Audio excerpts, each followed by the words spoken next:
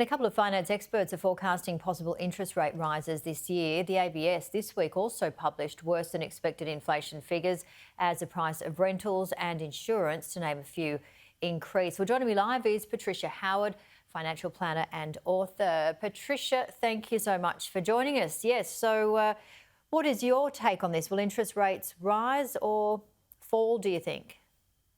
Well, I think there'll be a lot of people holding their breaths, waiting for the Reserve Bank to announce their decision in May.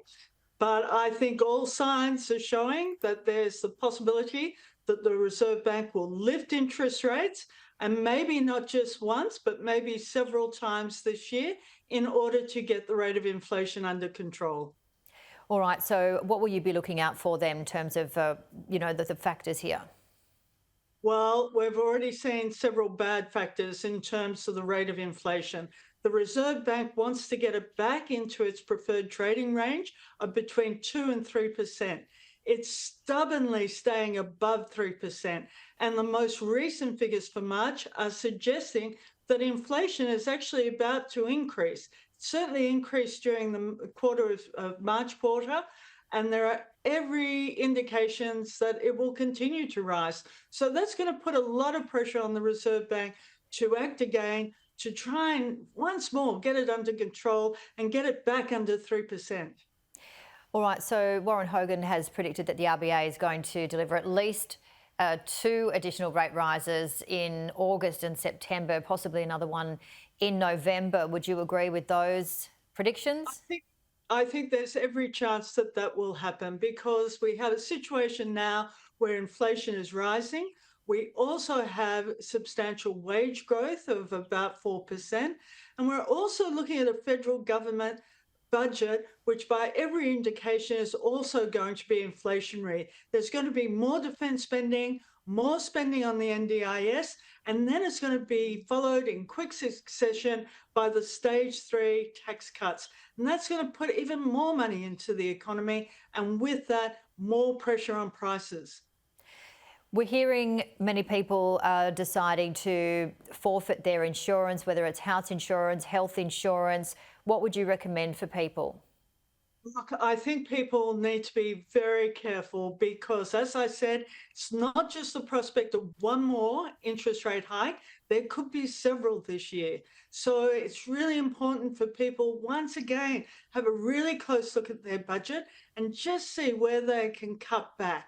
Insurance is a really troubling one, though, because every time that you do let an insurance policy lapse, London to a brick, that's exactly when you're going to need it. So even though it's tempting to close down some of those insurance policies that you have, I think there are other things I'd be looking at first. What are you looking at here in Australia compared to overseas? Well, I think the whole world is looking at a fairly dismal outlook now. The situation has changed quite significantly just in the last week. We're also seeing inflation break out in America. People over there are now talking about the prospect of stagflation, which is an economic term that we really haven't heard much about since the 70s, which is almost 50 years ago. And that's a situation where the central government can't get inflation under control. And in their efforts to do that, they bring the economy to a halt. And that's the worst outcome for all economies. Up until now in Australia, we've been hoping for a soft landing, that these interest rate increases would bring inflation under control without causing too much damage to the economy, without forcing too many people onto the jobless queues. Now that scenario has changed, and given that we've got a government that's, really committed to big spends in the upcoming budget, that's going to be really difficult to achieve. What else are you concerned about in the budget? Oh, look, I'm concerned about a whole raft of things in the budget, mainly because we've got these stage 3 tax cuts looming. So there will be a lot of pressure on the government to try and put some cost of living relief out there, particularly for those people that are doing it really hard.